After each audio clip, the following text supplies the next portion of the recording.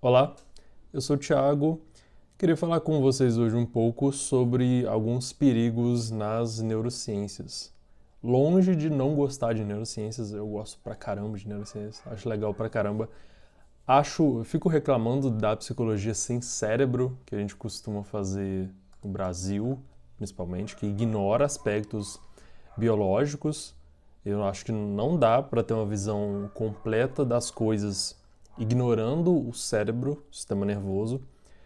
Só que, por outro lado, isso também acontece na neurociência, ou nas neurociências, como você queira. Porque, na verdade, acontece de modo geral. A gente tende a querer explicações simples, reduzidas, até pela nossa falta de capacidade de lidar com muita informação. E de trabalhar e de mudar as coisas a partir disso. Vou dar um exemplo. Tinha um mito antigamente de que, e muita gente ainda acredita, de que depressão é falta de serotonina. Daí as pessoas, na década de 70, publicidade e usando ali os recursos da psiquiatria, usou bastante esse recurso para vender a fórmula da felicidade, Prozac, por exemplo. Se a depressão é falta de serotonina, logo se você usar uma medicação que aumenta o nível de serotonina, a depressão vai embora. E é fácil a gente pensar nesse sentido, né? De assim, tem uma coisa, eu mexo nessa coisa, resolvo. Ok, é legal. Porém, a coisa é mais complexa, infelizmente. Então, e você vê isso muito no pessoal que gosta mais de neurociência, aí mistura com neuroeconomia, neuromarketing, neurotudo.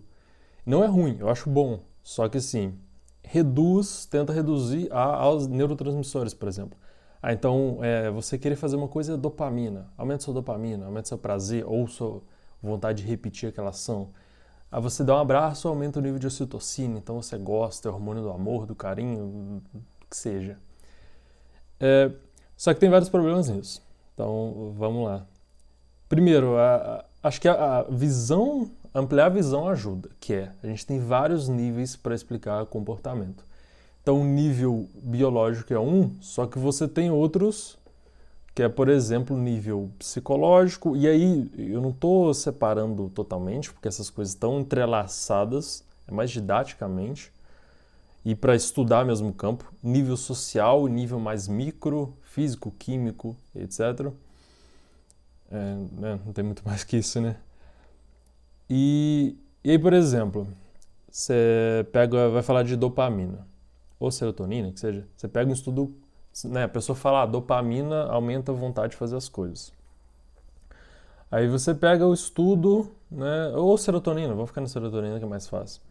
Serotonina diminui a depressão e aumenta comportamentos, ou a frequência de comportamentos que são contrários à depressão. Mas você vai ver, às vezes é um estudo em rato, né, manipulou todo o ambiente do rato, e laboratório dá para fazer isso muito bem, manipulou todo o ambiente e para ver assim, realmente, vou mexer só no hormônio, vou isolar o máximo possível no neurotransmissor, no hormônio, no que seja, vou isolar o máximo possível essa variável e ver os efeitos. Né? Porque se está tudo igual para, por exemplo, 2 ratinhos, eu mudo só uma coisa e acontece uma diferença, eu tenho mais confiança em dizer que aquela coisa ali é responsável pela diferença. Então, isso é uma validade interna muito grande do experimento. O problema, às vezes, é a validade externa. Né? Você pegar aquele rato, jogar na rua e falar, vai rato, se vira aí. E calcular aquilo ali, pegar um rato de rua e ver como é que estão os neurotransmissores dele, a situação é um pouco diferente, pode mudar. Então, você não tem uma certa dificuldade em generalizar estudos de laboratório para a vida real. E é normal. Você tem que fazer outros estudos e etc., considerar outros aspectos. E acontece muito isso, né? Pega pessoas, ratos, qualquer coisa, mede hormônios e fala, viu, aquela pessoa tá assim e ela tem essa diferença no hormônio. Logo, esse hormônio, esse neurotransmissor, qualquer coisa fisiológica é responsável por aquilo. Mas não é tão simples, até porque um bom teste é o que acontece na realidade. Você pega depressão, dá antidepressivo, lá é inibidor seletivo de recaptação de serotonina, não funciona para todo mundo. Né? Seria simples se funcionasse. Organismos são diferentes, os organismos das pessoas em interação com o resto do mundo é uma outra coisa, Então vê que são níveis um pouco diferentes e ainda você tem organismos diferentes, você tem relações com o mundo diferentes.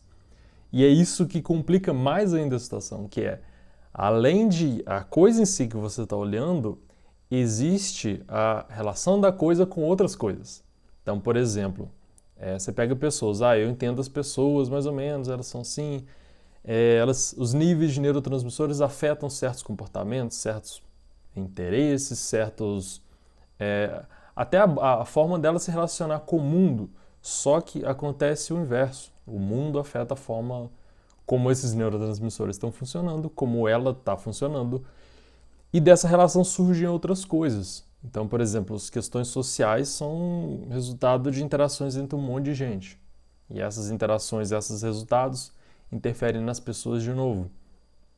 E além da interação e da modificação de níveis diferentes, por exemplo, do biológico para o social, você tem o que emerge disso que é um pouco diferente. Aí o bicho pega mesmo, que é assim, você tem partes interagindo. E aí, esse é um dos pontos principais, por exemplo, nível de dopamina, mas não é só dopamina que afeta o comportamento, tem um monte de outras coisas que afetam o comportamento. Lógico que eu posso dizer que a dopamina é importante, e eu posso descobrir várias coisas mexendo nesse nível de dopamina, legal pra caramba. Só que aí eu tenho que ver os limites, que a dopamina é serotonina, o que é que seja, é uma variável entre várias. Então eu tenho uma rede complexa, um sistema complexo, e tem interações entre aquilo. E às vezes as interações não são simplesmente partes se movendo. A interação entre essas partes produz novas propriedades de coisas. Por exemplo, a água. É uma questão muito filosófica essa. Chegou já num caminho embaçado agora. Você tem os componentes da água, H2O, mas quando certas propriedades da água não estão nos componentes, mas estão no resultado da interação entre esses componentes. Então, você pega hidrogênio e oxigênio, você junta de uma determinada maneira, você tem propriedades da água. Por exemplo, você é molhada. Tem estados diferentes da matéria dependendo da temperatura. É uma relação desses componentes que geraram uma propriedade e essa propriedade está interagindo com outro aspecto da natureza, que é a temperatura. Vira gelo, por exemplo, ou evapora, vira gás. Então, assim, tá vendo como é que é complexo? Não sei se a gente nem precisava ter ido tão longe, mas queria apontar só essa questão de que, sim, neurociência é legal pra caramba, e aí a gente precisa dela para entender muita coisa, ela ajuda demais.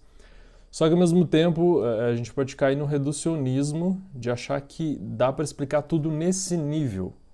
E não dá simplesmente assim, você olhar para o neurotransmissor e falar, isso aqui, no seu nível de neurotransmissor, logo todo o resto, eu explico tudo que vem acima disso. Não dá porque essa é uma parte da coisa. E esse é um grande problema, sobre isso que eu comecei falando, é o grande problema no geral das áreas. Elas querem explicar um nível, ou elas querem explicar tudo trabalhando num nível só. Então a psicologia vai querer, em grande parte, aqui que a gente tem no Brasil principalmente, vai querer explicar tudo a nível psicológico, ela vai psicologizar tudo. Ou questões sociais, né, pessoal que estuda muita área social vai querer tornar como se a sociedade fosse causa de tudo e biologia não importa. Isso aí para os animais e para o resto, para o ser humano não. E às vezes o pessoal da biologia também, né, vai falar, então se o ser humano evoluiu assim, se ele é um primata que age dessa forma, logo tudo que vem assim, em níveis acima disso não importa, e tudo está no nível mais básico e explicativo.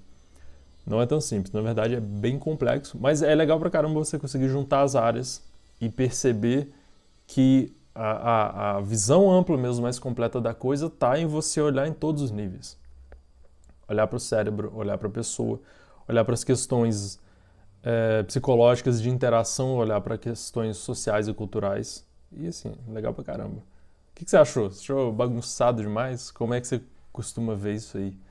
Essas questões de neurotransmissores, questão de redução, questão Você vê alguém fazendo essa comunicação entre as áreas, é um pouco raro, infelizmente. Geralmente a gente pega um aspecto só e fala, não, é tudo psicológico, é tudo biológico, é tudo social. Como é que você vê? Fala aí comigo, vamos conversando. Um abraço.